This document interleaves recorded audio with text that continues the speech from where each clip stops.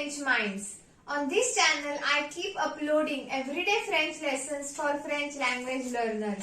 So, let's begin. Today we will continue with our number series 146 to 150. So, 146 is pronounced in French as sawnt-karownt. Sawnt-karownt. Saw means 100, quarante means 40 and sept means 6. So likewise, 147 is pronounced in French as sawnt-karownt-sept. Sawnt-karownt-sept.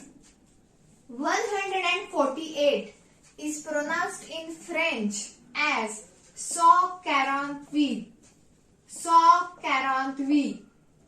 149 is pronounced in French as sawnt-karownt-neuf. Sawnt-karownt-neuf. 150 is pronounced in French as sawnt-sankownt. Sawnt-sankownt. So let's practice these numbers one more time. 146 sawnt-karownt-six. 147 sawnt-karownt-sept. 148 sawnt-karownt-huit. 149 sawnt-karownt-neuf. And 150 sawnt-sankownt. Let's practice these numbers one more time in reverse order.